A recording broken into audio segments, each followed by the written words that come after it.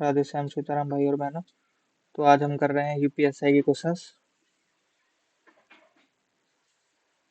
तो question number 12 क्या कह रहा है, which of the following is divisible by 11। तो 11 की डिविजिबिलिटी रूल क्या है, एक बार देख लेते हैं। 11 की डिविजिबिलिटी रूल एक बार मैं आपको नॉर्मली बता देता हूँ कि हर जो दूसरा तीसरा डिजिट है वो उनका जो सम होता है वो 11 से डिविजिबल होना चाहिए। जैसे मान लीजिए कोई संख्या है 1 2 2 सॉरी 2 3 4 5, ठीक है। अब हम इसकी 11 से डिविजिबिलिटी चेक करनी है, तो हम क्या करेंगे, पहले स्टार्टिंग के ऑड नंबर से लेंगे 1 3 5, इनको ऐड करेंगे 1 3 4 और 5 9, कितना आ गया 9, ठीक है। अब जो यहाँ पे इवन प्लेसेस पे 2 और 4 इसको ऐड करेंगे कितना है 6, ठीक है। तो या तो ये दोनों बराबर होना चाहिए, है ना, या तो इनका डिफरेंस है वो 11 से डिविजिबल होना चाहिए, ठीक है। बस इतना देखना है हमें। तो ये मतलब 9 इक्वल टू 6 होना चाहिए, जो कि यहाँ पे है नहीं। तो अब हम ऑप्शन में एक बार देखेंगे सबसे। तो देखिए इसका पहला डिजिट है 2, फिर 9, ठीक है। इसको एक बार जूम कर लेते हैं हम लोग यहाँ पे, अच्छे से साफ दिखेगा, और बड़ा कर लेते हैं, ठीक है। पहली संख्या है 2, फिर उसके बाद 9, फिर उसके बाद 2 9 11, ठीक है, फिर 0, फिर और 8, कितना हो गया 11 और 8 19, ठीक। अब अगला है 7 9 16, 16 4 20, ठीक है। ये बराबर है नहीं है, तो ये डिजिट नहीं है, ठीक। अब हम अगला नंबर देखेंगे। पहला नंबर है 2 9 11 0 और 8 19, ठीक, 19, ठीक है। फिर अगला है 8 9 17 और 4 21। इसके लिए आपकी जो जोड़ घटा वो बहुत फास्ट होना चाहिए, ये भी बराबर नहीं है तो ये भी नहीं हो सकता, ठीक है। अब इसको देखते हैं, ये तो आंसर बता ही रहा है करेक्ट, तो हम लोग एक बार चौथा ऑप्शन देख लेते हैं, ठीक है। ये देखते हैं 2 9 11 0 और 8 19, ठीक। इसमें 9 9 18 4 22, ये भी बराबर नहीं है, ठीक है। पहले में 1922 था, लास्ट में 1922 है, इसमें 1921 था, इसमें 19, देख सकते हैं ऑप्शन कितने पास पास है, बच्चों की कितनी मेहनत लगेगी सही ऑप्शन निकालने में, ठीक है। बट ये चाहते हैं कि बच्चा सारा ऑप्शन चेक करे, ठीक है, मतलब एग्जाम थोड़ा टफ है। अब इसको चेक करते हैं 2 9 11 0 और 8 19, ठीक। अब इसको ऐड करते हैं 6 9 15 4 19, ठीक। अब देख सकते हैं यहाँ पे 19 ऑड और इवन प्लेसेस पे जितने भी डिजिट हैं उनका सब, उनका जो जोड़ है वो बराबर आ रहा है, तो ये हमारा आंसर हो सकता है, और यही आंसर हमारा है, ठीक है। तो हमारा आंसर क्या होगा सी, ठीक है। अगले क्वेश्चन पे चलते हैं, क्वेश्चन नंबर 13। लगातार 3 वर्षों तक एक उत्पाद का मूल्य क्रमशः 114 प्रति लीटर है, ठीक है, 228 प्रति लीटर है और 250 प्रति लीटर था, ठीक है। यदि कोई आम आदमी उस उत्पाद पर प्रति वर्ष और, इसमें क्वेश्चन पूरा नहीं आ पाया है, मैं एक बार इंग्लिश में क्वेश्चन पढ़ के बता देता हूँ आपको,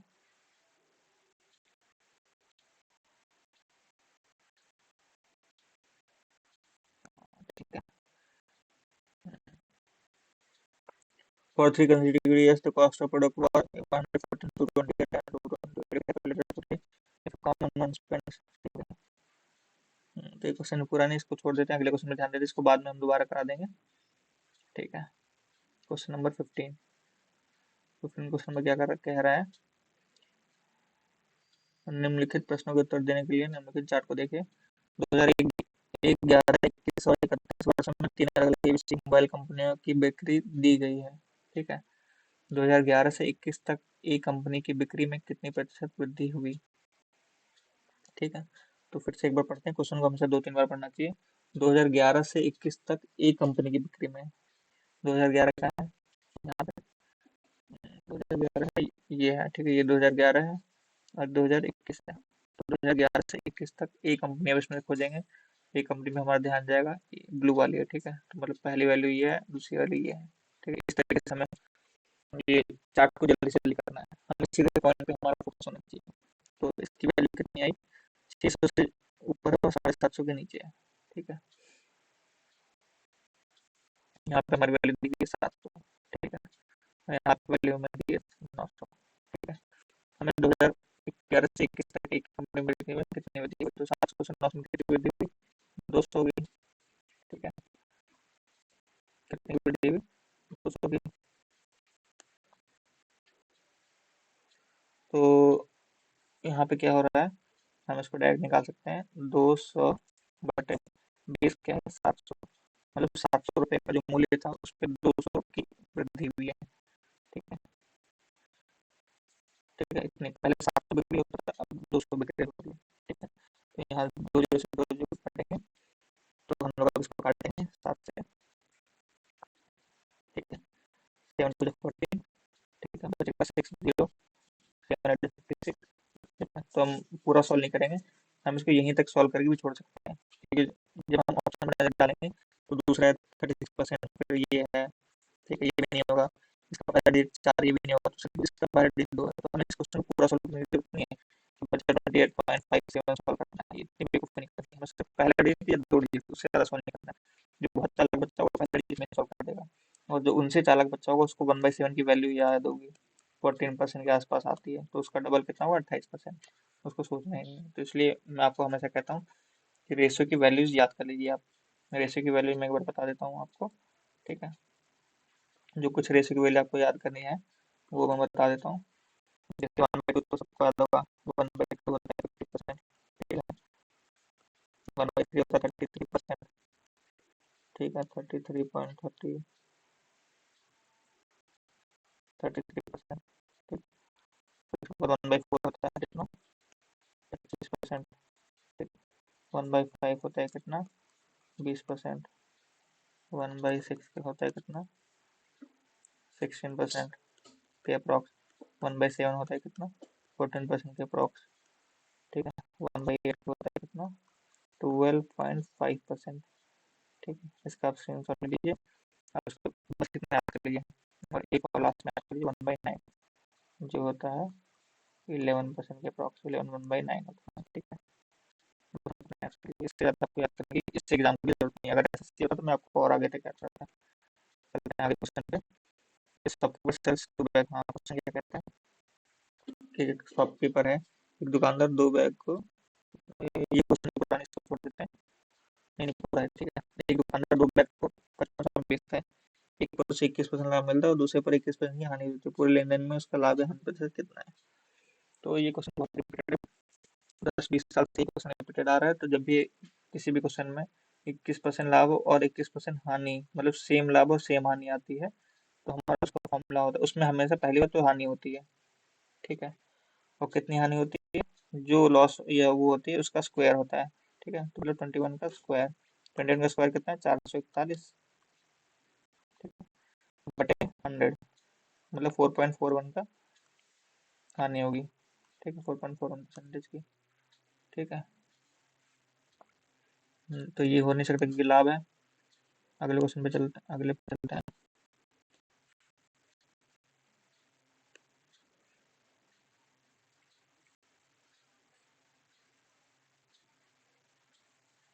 ये 4.4% हानि, तो ये आंसर होगा हमारा। ठीक है, अब अगले क्वेश्चन पे चलते हैं, question number 17। Find the next term in the given series. हमें अगला टर्म देखना है, बहुत आसान क्वेश्चन है। ये डब्ल्यू, फिर पी, फिर आई, फिर B.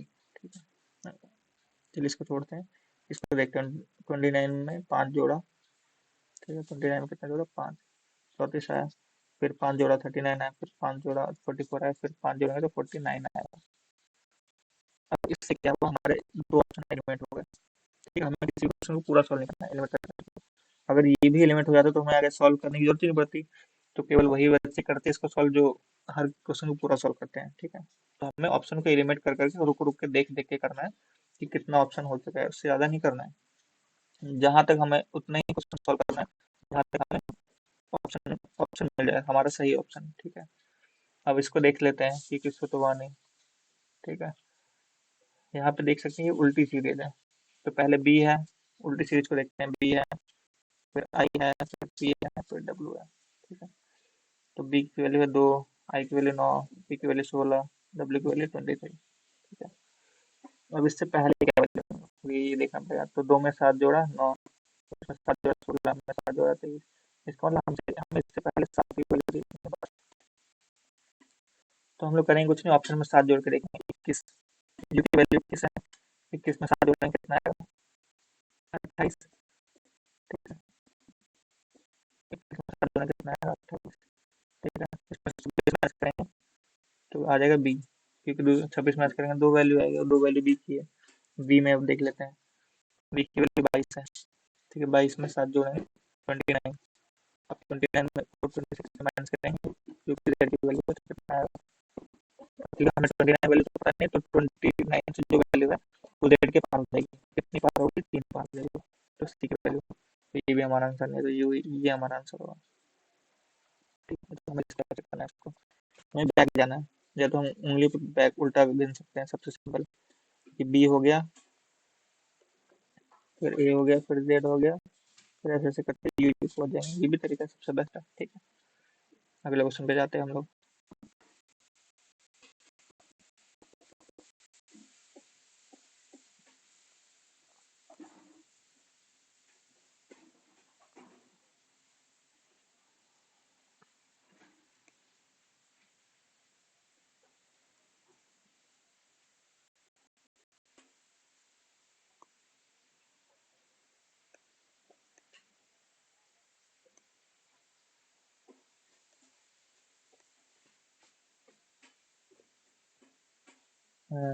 Ajay Bhaskar startup partnership business. ठीक है, अजय भास्कर ने 3 पार्ट कंपनी में कुछ राशि का निवेश करके समझदारी में एक व्यापार आरंभ किया। चंद 4-6 महीने बाद भास्कर के बराबर की राशि बराबर। ठीक है, ये भी क्वेश्चन पूरा नहीं, अगले पे आते हैं।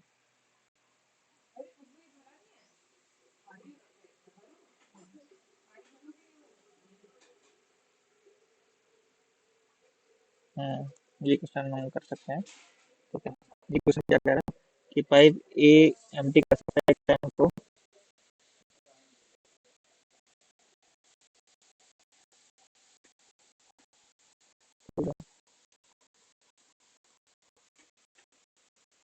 पाइप ए एम्प्टी कर सकता है एक टाइम को 48 मिनट में।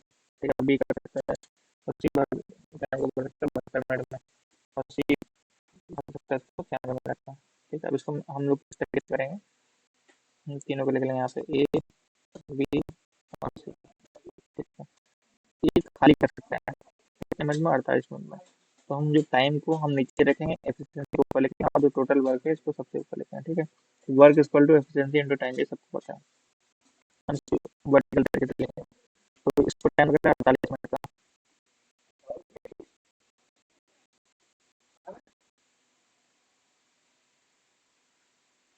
48 मिनट का वो माइनस में।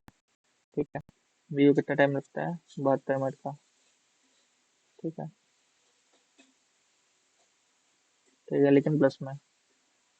और सी भर सकता है, देखो बी भी भर सकता है, फिल है, सी में भी फिल का वर्ड यूज किया गया। ठीक है, भर भर सकता है मतलब प्लस में, कितने में भर सकता है? 96 मिनट में। ठीक है, तो 96 मिनट में, तो इसमें इन दोनों में प्लस है। ठीक है, अब अगर तीनों पाइप को छोड़ दें तो कितने समय में भर देंगे? ठीक है, तो अब हम क्या करेंगे, इन तीनों का एलसीएम लेंगे। तो जब हम इसको ध्यान से देखेंगे तो ये जो तीनों शब्द है ये 12 के टेबल में आते हैं। ध्यान से देखने में आप देख सकते हैं, ये 12 चौके 48, ये 12 छके 72, 12। ठीक है, और 12 96। ठीक है, तो 12 12 6 12। ठीक है, अब लिखेंगे ये 96 में हम लिखता है कि उसमें 12 इंटू 4 है, इसमें 6 है। लेकिन 12 इंटू 4 अगर हम 12 इंटू 8 को लेते हैं तो उसमें इंटू 4 भी इंक्लूड हो जाएगा, मतलब 96 अगर हम ले लेते हैं तो 48 भी उसमें ही आ जाएगा। लेकिन यहाँ पर 12 छक्के 72 है, इसमें एक 3 है, 6 2 इंटू 3 से बनता है, तो एक 3 और है। तो हम क्या करेंगे, नंबर हो जाएगा 12, कैसे लेते हैं वही बता देता हूँ मैं। 12 इंटू 8 तो हमने मान ही लिया, क्योंकि 12 8 कर देंगे तो उसमें 12 चौके भी आ गए उसी के अंदर, क्योंकि देखो 8 के अंदर 2 चीज 4 इंटू 2 दिख रहा है, तो हम 4 इंटू 12 में 4 भी दिखेगा। ठीक है, चार और दो दो भाग इसके, ठीक है। तो इसमें 12 चक्कर भी इसके इंक्लूड हो गया, तो हमें इसमें एक 3 और मल्टीप्लाई करना है बस, तो हमारा आंसर आ गया। तो हमें इसको पूरा मल्टीप्लाई करने की जरूरत नहीं है, हम इसको सीधा डायरेक्ट यहीं लिख देते हैं, 12 इंटू 8 इंटू, अब ऐसे ट्री बना देंगे, ठीक है।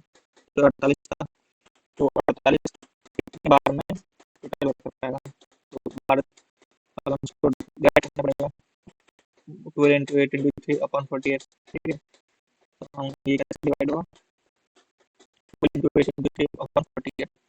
तो अब यहाँ देखेंगे ध्यान से, ये 12 चौके को बाहर कर देते हैं, 12 चौके 48, तो बटा कितना, 2 इंटू 3, तो 6 वैल्यू आ गई यहाँ पे। 72 की रेट देखते हैं, तो 12 3 36, ठीक है। 36 को नीचे से काटेंगे, 72 में 2 बचेगा और 2 4 जाए 8 आएगा हमारा, तो इसकी वैल्यू आएगी 4। यहाँ पे माइनस में एफिशिएंसी आएगी, क्योंकि ये पानी को निकाल रहे हैं, यहाँ पे एफिशिएंसी 4 आएगी, +4। अब 12 इंटू 8 इंटू 3 के जब हम 96 से डिवाइड करेंगे, तो 12 98 कट गया, तो बचा कितना, 3 ऊपर, टोटल कितना हुआ, -6, 4 3 7 में से, ठीक है, 1, ठीक है। तो हमारे जो ए बी सी अगर तीनों एक साथ काम करेंगे तो उनकी एफिशिएंसी आ गई 1। यहाँ पे एरो मैं ऐसे बना देता हूँ, ठीक है। तो जब एफिशिएंसी 1 आई, तो उसका टाइम कितना है, हमसे टाइम ही तो पूछा है, तो क्या करेंगे, W equal to E into T, formula बता चुका हूँ मैं आपको पहले। तो W की वैल्यू हमें पता है, E की भी वैल्यू पता है, तो T की आ जाएगी, क्योंकि W अपॉन ई होगा, W अपॉन ई, मतलब 12 इंटू 8 इंटू 3 अपॉन 1, ठीक है। तो इसका आंसर यही होगा। तो हम ऑप्शन में देखेंगे, कैसे देखेंगे, मल्टीप्लाई कर लेंगे, तो हमारा ये आंसर आ जाएगा 288, ठीक है। 12 इंटू 8 इंटू 3 अपॉन 1 की वैल्यू 288, ठीक है। अब चलिए अगले क्वेश्चन पे चलते हैं, क्वेश्चन नंबर 23 पे। 23 पे ये रीजनिंग बहुत ही क्वेश्चन है, रीजनिंग बहुत ही क्वेश्चन है। हाँ, क्वेश्चन नंबर 26 थोड़ा अच्छा है, एक बार इसको ट्राई करते हैं, ठीक है। इजी क्वेश्चन आपको किसी भी चैनल पे बड़े आराम से मिल जाएंगे, हम थोड़े से सॉलिड क्वेश्चन कराएंगे जो बच्चों को फंसते हैं एग्जाम में, ठीक है। क्वेश्चन नंबर 26 करते हैं। 25% की हानि पर कितने डॉलर में, $15,825 में एक मोबाइल बेचा जाता है, ठीक है। यदि 25,320 में बेचा जाता तो इस पर वास्तविक लाभ या हानि कितना प्रतिशत होता। तो वैसे तो इस क्वेश्चन को करने का सबसे इजी तरीका है, ये है 25% की हानि पर इतने में एक मोबाइल बेचा जाता है, 25% की हानि की वैल्यू कितनी है, अगर मान लीजिए 100 की कोई चीज हमने खरीदी है, तो 100% की, तो उस पर 75% की हानि होगी, 75 में हमने बेच दी, ये हमें सीपी हो गया, ये एसपी हो गया, ठीक है। क्रय मूल्य और विक्रय मूल्य, तो 100 रुपये खरीदा, 75 रुपये में बेच दिया, तो 25% की हानि होगी। तो यहाँ पे हमें 100 की वैल्यू नहीं पता, लेकिन 75 की वैल्यू हमें पता है, 15,825, ठीक है। तो हमें ये रेशियो तो पता चल गया, 100 तो हमें इसकी वैल्यू आ जाएगी, इसको डिवाइड करेंगे 75 से, मल्टीप्लाई कर देंगे 100 से, वैल्यू आ जाएगी, ठीक है। तो 15,825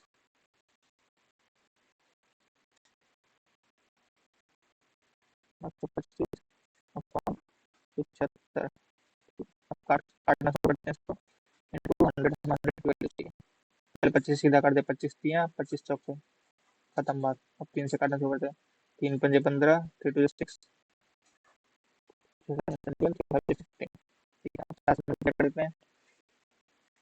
मल्टीप्लाई नहीं करते, इसको छोड़ देते हैं यहीं पे ही, जो भी वैल्यू है, ठीक है। अब आगे सॉल्व करके देखते हैं कि अपना इसको मल्टीप्लाई करने की जरूरत ही ना पड़े।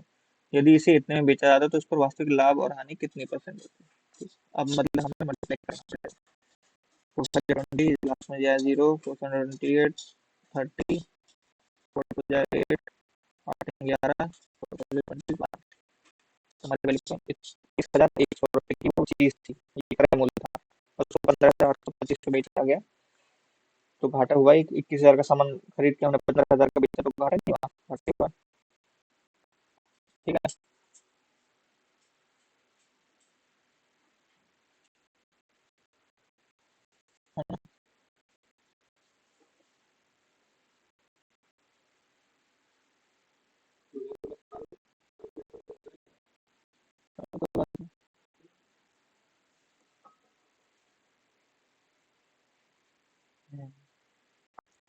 ठीक है, तो 21,000 की वैल्यू हमने 15,000 में बेचा तो घाटा तो होना ही है उसको। अब हमने 21,000 की चीज को 25,000 में बेचा है, तो मतलब फायदा हुआ, तो हानि तो पहले काट ही दे। अगर ये तीसरा भी हानि तो हमारा आंसर ये हो जाता। ठीक है, लेकिन हमारे अब तक दो ऑप्शन में हमारी लड़ाई हो गई है कि 20% या 24%। तो अब हम क्या करेंगे, पहले इसको मिटा देते हैं, क्योंकि हमने सारा क्रियाक्रम किया। ठीक है, ये वैल्यू देख लेते हैं हम लोग कि हमने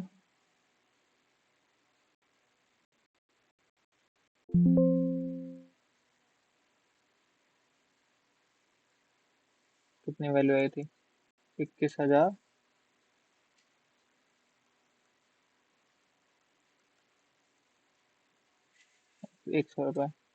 ठीक, 21,100 रुपये की हमें बस देखनी है। तो कोई भी चीज़ को हम 21,100 रुपये, तो हमने बेची कितनी, 25,320 रुपये में। ठीक, और 21,100 रुपये की वो थी। तो पहले तो हम इसमें से देखेंगे कि कितना फायदा या घाटा हुआ है। ठीक है, माइनस करेंगे कितना आएगा, 4,220 रुपये। ठीक, कितने का हमें फायदा हुआ है, कितने रुपये, 21,100 रुपये। तो साफ साफ देख सकते हैं कि 211 से कट रहा है, 4,220 रुपये कौन, 21,100 रुपये से कट रहा है कि नहीं। ये दो टू वन का डबल है, फोर डबल टू, और ध्यान से देखें तो दो गुना है ये। ठीक है, जीरो को यहाँ से काट देते हैं, 211 का मल्टीपल टू कितना होगा, 422 रुपये। ठीक है, इंटू 100 में है ही, क्योंकि हमें परसेंट निकालना है, तो एक जीरो ये है, ये जीरो से कट गया। ठीक है,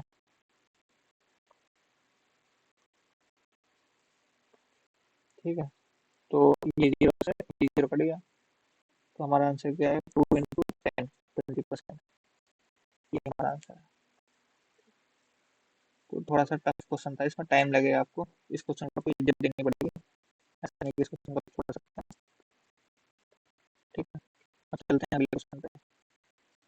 Walks 100 kilometer in each direction, he turns right, then right again, and finally a left turn. Which direction is he facing now? वह पूर्व दिशा में 15 किलोमीटर चलता है, तो ऐसे क्वेश्चन में क्या करना है, भारत में इस प्रकार का स्कूटर ऑफ लेना है, ऊपर भारत में एक्शन नॉट होता है, नीचे साउथ, यहाँ पे ईस्ट, यहाँ पर। ठीक, तो और नाम लगता है, पूर्व दिशा में 15 किलोमीटर चलता है। ठीक है, तो पहले इसको लड़के को यहाँ पे सेंटर बनाना है हमेशा। ठीक है, क्योंकि अगर हमें साइड बनाना है तो हमें दिक्कत हो सकती है, क्या पता वो उसी साइड अगर हमने यहाँ बनाया और नीचे ही जा रहा हो तो हमारा ड्राइंग खराब हो जाएगा। तो 15 किलोमीटर इसमें चला दे दो, ज़्यादा लंबा भी नहीं चलाना इसको, ताकि पेपर से बाहर आ जाए, एग्जाम में हमें कम सीट मिलता है। ठीक है, वो दाएं मुड़ता है, अब यहाँ से दाएं मुड़ जाएगा, फिर दाएं मुड़ता है, और अंत में बाएं बाएं और मुड़ता है, फिर दाएं मुड़ता है, दोबारा दाएं मुड़ेगा, और फिर बाएं और मुड़ता है, वो किसी दिशा की ओर मुख है। तो हमें यहाँ पे किलोमीटर से मतलब नहीं है, बस हमें मुख को देखना है, तो हम देख सकते हैं नीचे की तरफ उसका मुख है, तो मतलब साउथ डायरेक्शन में ये जा रही है। सिंपल था बात क्वेश्चन, बस इसको एक सही स्ट्रैटेजी से सही तरीके से किया जाए तो इसको एग्जाम में हमें टाइम मैनेज करना है मेन। क्वेश्चन नंबर 28 भी बहुत अच्छा क्वेश्चन लग रहा है। एक नाव 54 घंटों में 270 किलोमीटर धारा की विपरीत दिशा में जाती है, और 64 घंटों में 448 किलोमीटर धारा की दिशा में जाती है। शांत जल में नाव की गति ज्ञात कीजिए। ये बार काफी पढ़ लीजिए, काफी अपने हाथ से रख सामने एक बार क्वेश्चन को पढ़िए, कुछ अच्छा क्वेश्चन है।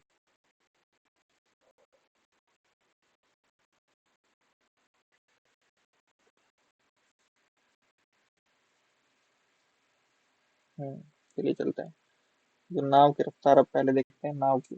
नाव को हम लोग इंग्लिश में बी बोलते हैं, तो हम लोग नाव की रफ्तार को बी बोल देंगे। नाव की रफ्तार कितनी होगी, distance equal to speed into time. तो स्पीड की वैल्यू कितनी होगी, डिस्टेंस की वैल्यू होती है स्पीड इनटू टाइम। तो स्पीड की वैल्यू क्या होगी, टाइम अपॉन डिस्टेंस, बस हमें बेसिक फॉर्म में याद करना है इसको। तो speed equal to distance upon time, distance हमें कितना दिया हुआ है, 270 अपॉन 54 घंटे। ठीक है, डिस्टेंस अपॉन टाइम, तो हम लोग काटेंगे 27 दूनी 54, या तो 9 से काट लीजिए इसको धीरे धीरे करके, जैसे भी आप काट सकते हैं, मैंने डायरेक्ट कर दिया, फिर 2 पंजे 10। तो बोर्ड की रफ्तार कितनी आएगी, 5 किलोमीटर प्रति घंटा। ठीक है, 5 किलोमीटर प्रति घंटा धारा की विपरीत दिशा में आती है, और 64 किलोमीटर घंटों में 448 धारा की दिशा में जाती है। ठीक है, तो ये जो हमें बी की वैल्यू नहीं मिली है, ये हमें कुछ चीज ध्यान देना है। हमें मिली है बी प्लस डब्ल्यू की, बी माइनस डब्ल्यू की, क्योंकि जो बी है हमारा नाव की रफ्तार है और डब्ल्यू है हमारे धार की रफ्तार है। डब्ल्यू फॉर वाटर, पानी की रफ्तार हमारी डब्ल्यू है, मान लेते हैं हम। ठीक है, तो विपरीत दिशा में जा रही है, मान लीजिए नाव है हमारी। ठीक है, हम उसको चला रहे हैं और पानी इस दिशा में जा रहा है। अगर हम नाव को नहीं भी चलाएंगे तो हमारी नाव अपने आप ही आगे जाएगी। ठीक है, तो मान लीजिए पानी का रफ्तार 5 किलोमीटर प्रति घंटा है, हमारी रफ्तार 0 किलोमीटर प्रति घंटा है, तो हमारी रफ्तार कितनी होगी? 5 किलोमीटर प्रति घंटे की रफ्तार होगी।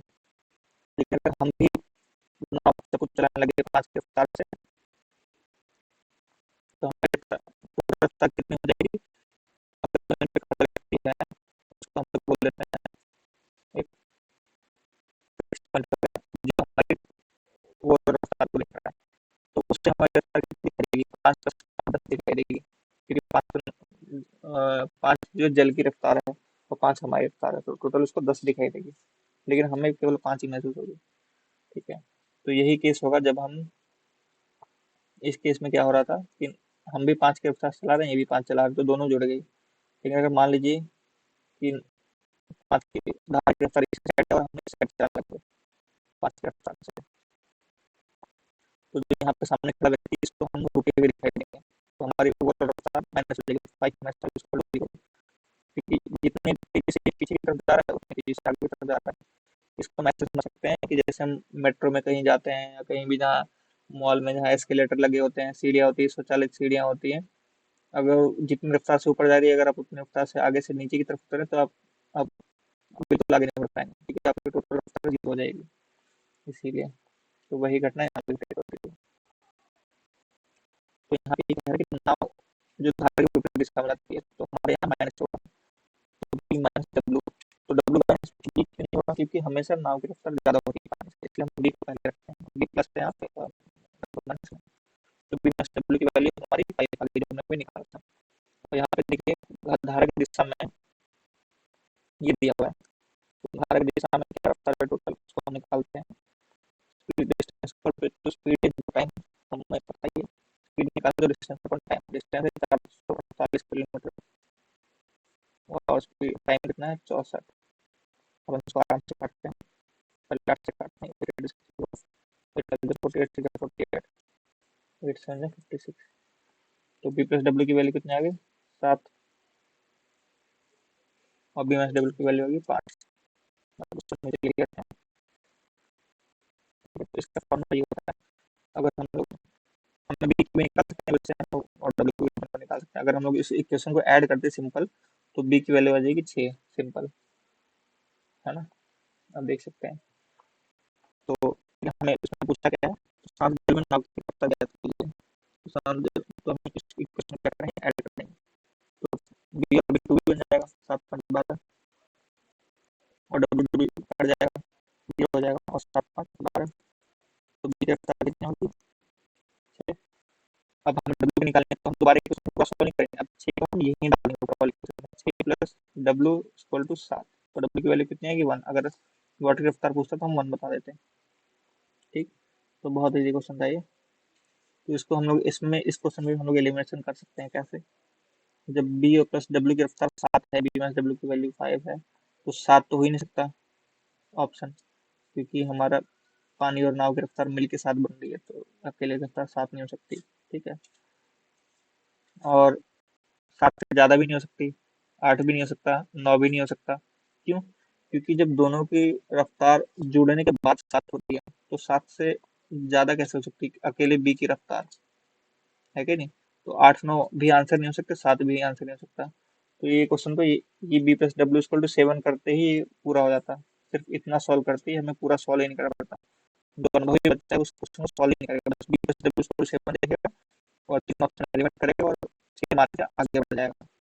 तो हमें ऑप्शन क्वेश्चन को ऑप्शन से रीड करना जरूर आना चाहिए, ये बहुत टफ क्वेश्चन होगा, जब सब बचेंगे तो केवल आप उस ऑप्शन से निकलेंगे। तो अगर आप हमसे हमेशा पढ़ते रहेंगे तो आपको ऑप्शन यूज करना भी आ जाएगा। ठीक है, अब हम अगला अगला देखते हैं।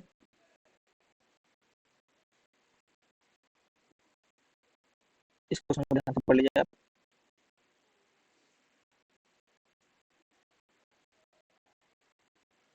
The amount doubles itself under simple interest in 3 years। एक धनराशि 3 वर्ष में साधारण ब्याज की दर अपने आप को दोगुनी कर लेती है, ये कितने वर्ष में अपने आप को 52 हो जाएगी। तो मान लीजिए, पहले हम हमेशा मानते हैं कि 100 रुपए है आपके पास। ठीक है, 3 साल में डबल होगी। डबल मतलब 200। ये हमारा प्रिंसिपल था, ये हमारा अमाउंट लास्ट में बचा।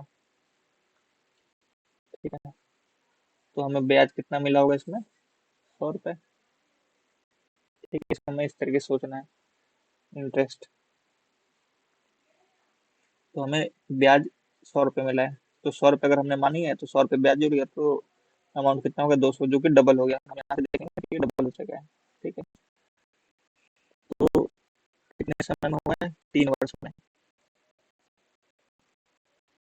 ठीक है, 3 वर्ष में 100 रुपए इंटरेस्ट हुआ है प्राप्त हमें। तो 1 वर्ष में कितना हुआ?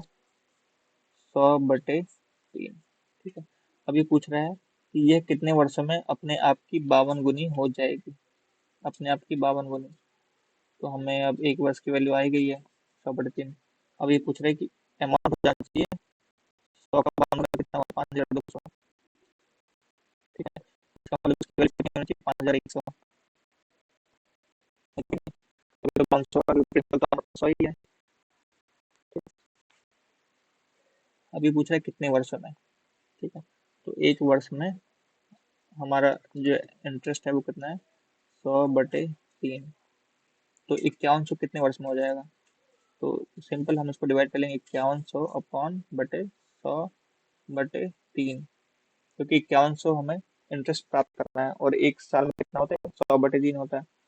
ठीक है, तो ये 3 ऊपर आ जाएगा, 100 से 100 कट जाएगा, 3 × 51 हो जाएगा।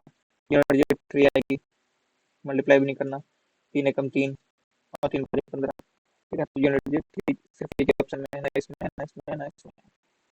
ठीक है, थोड़ा टफ क्वेश्चन था ये, इसको दोबारा एक बार रिपीट करके लगा के समझ लीजिएगा। नहीं आएगा तो प्लीज कमेंट कर दीजिएगा, हम इसको दोबारा इस क्वेश्चन करा देंगे। कोई भी क्वेश्चन अगर आपको समझ में आए तो प्लीज प्लीज फीडबैक दीजिए हमें, उसको और अच्छे तरीके से धीरे धीरे आपको समझाएंगे।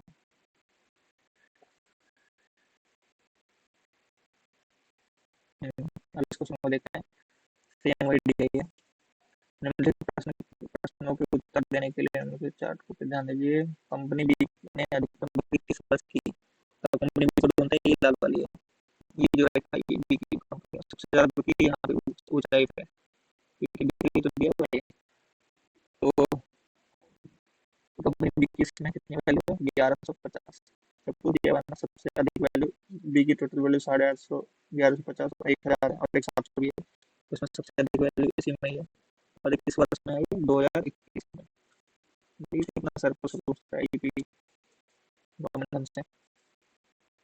अभी ये देखिए, ये भी बहुत इजी क्वेश्चन है, लेकिन ये केवल उन्हीं के लिए इजी है जिसने वैल्यू और की वैल्यू याद कर रखी है। ठीक है, तो 12 का स्क्वायर कितना होता है? मैंने आपको दोबारा बताया था। अब सिर्फ 35 का याद कर लीजिए। 35 का हम स्क्वायर कैसे याद करेंगे? 3 × 12। ठीक है, ये जो 3 है इसमें एक और जोड़ना है। ठीक है, +1 किया हमने तो 4 आ गया, तो 312 आ गया। लास्ट में 5 का स्क्वायर जोड़ना है, कितना? 25। 12 25 ये होता है 35 का स्क्वायर। ऐसे हम 25 का निकाल सकते हैं। सेम 2 × 3, 2 3 6, और लास्ट में 25 जोड़ देना है। ठीक, ऐसे हम 45 का भी निकाल सकते हैं, किसी भी चीज़ का निकाल सकते हैं। मान लीजिए 45 दिया होता तो हम 45 का निकाल, मान लीजिए 45 है, 45 का स्क्वायर निकाला तो 4 पंजे 20। अब इसमें लास्ट में 25 जोड़ दो, 20 25।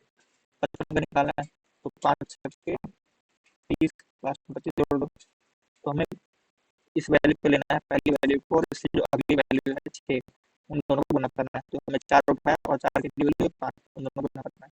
उससे पहले दो डिजिट आ जाते हैं, लास्ट में हमें 25 जोड़ देना है। ये तरीका है, ठीक है, इसको ध्यान में रखिएगा। इसको करें बहुत आसान होगा। तो 35 की स्क्वायर कितना होता है? 12। 12 25। उससे जस्ट अगला कौन सा है जिसका यूनिट डिजिट 6 आता है, वो है 36। ठीक, तो ये 36 इसकी वैल्यू 36 आ गई। अभी है 784। ठीक है, तो 25 का स्क्वायर कितना होता है, 625। तो 25 से जस्ट थोड़ा सा आगे ही होगा और 30 से कम होगा, तो क्या हो सकता है, 25 26 भी नहीं हो सकता, सही डिजिट से आएगा, 27 भी नहीं हो सकता, 28 हो सकता है। तो ये 28 इसकी वैल्यू 28 है। आंख बंद करके आप इसको 28 समझ लीजिए, इंटू में हो गया। यहाँ पर डेसिमल यहाँ आएगा और यहाँ पर डेसिमल यहाँ आएगा। ठीक है, डिवाइड भी है। अब 324 की वैल्यू देखते हैं। ठीक है, तो 15 का स्क्वायर कितना होता है, 225। सेम उसी तरीके से, तो ये 15 से बड़ा और 20 से छोटा है, तो ये 18 की वैल्यू हो सकती है, और कोई वैल्यू हो ही नहीं सकती। 1.8।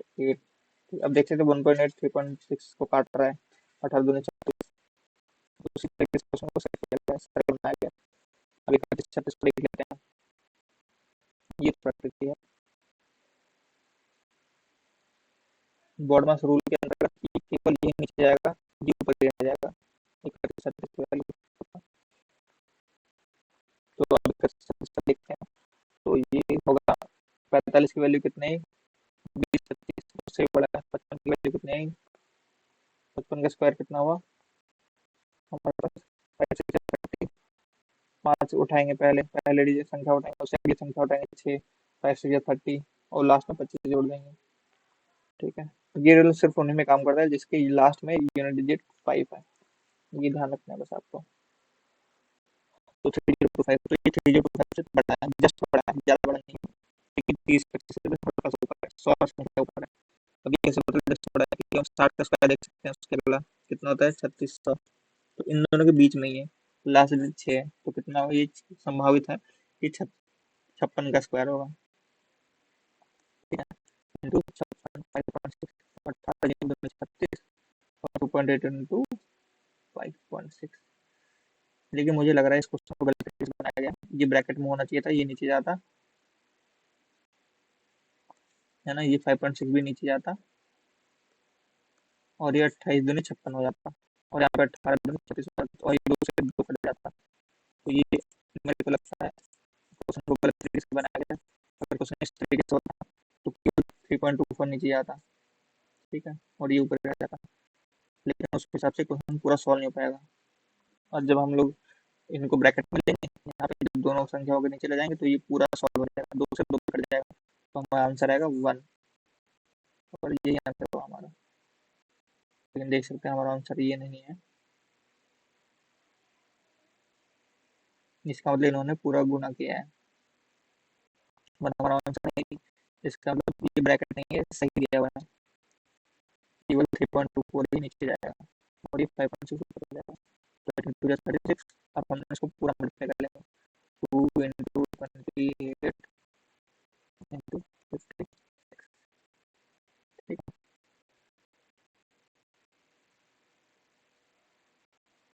यहाँ पे डिस्मल आएगा, यहाँ पे डिस्मल आएगा। तो देख सकते हैं यहाँ पे ऑप्शन में पहले एक बार जाते हैं, किस किस प्रकार का ऑप्शन है, 26 78 31 50, ऑप्शन काफी दूर दूर है, तो मैं इस क्वेश्चन को पूरा सॉल्व करने की जरूरत नहीं पड़ेगी, और इसको थोड़ा सॉल्व कर लेते हैं। 2.8 को 3 मान लीजिए लगभग, इसके आसपास 5.6 को 5 मान लीजिए, और इसको 2 मान लीजिए, 2 3 6 5 30, मतलब 30 के आसपास आंसर है हमारा। अगर इसको दोनों को हम लोग राउंड फिगर मैक्सिमम ले लेते हैं, इसको मान लीजिए 6 ले लेते हैं, इसको 3 ले लेते हैं, तो 2 6 6 6 36, तब भी 36 आएगा हमारा आंसर, मतलब मैक्सिमम हमारा आंसर 36 आएगा। अगर दोनों को हम ले लेंगे, इसको 2 मान लेंगे, इसको 5 मान लेंगे, तो 2 2 जा 4 5 जा 20, 20 और 36 के बीच में हमारा आंसर आएगा। ठीक है, लेकिन हम इसको देखें कि जैसे 2.8 को 2 मानना सही नहीं है, क्योंकि बहुत ज़्यादा गैप पड़ जाएगा, तो 20 को काफ़ी बड़ा आएगा हमारे पास, मतलब इसको सीधा कम्प्लीटली मल्टीप्लाई भी कर सकते हैं अगर आपको संदेह है इसमें। तो 2 को पहले 2.8 से मल्टीप्लाई करेंगे तो 5.6 बचेगा, तो 5.6 को दोबारा 5.6 से मल्टीप्लाई करना पड़ेगा, तो 5.6 को हम दोबारा सिंपल मल्टीप्लाई कर लेंगे और यूनिट डिजिट हम देख लेंगे, यूनिट डिजिट हमारा 6 आएगा, 6 6 36, यूनिट डिजिट केवल एक में ही हमारा 6 है, ऑप्शन नंबर बी में। बाकी इसमें 5 है, ये होने सकता है, ये भी होने सकता है, इसमें यूनिट डिजिट 8 है, ये भी हमारा आंसर नहीं सकता, तो केवल 3136 ही हमारा जो आंसर हो सकता है। ठीक है।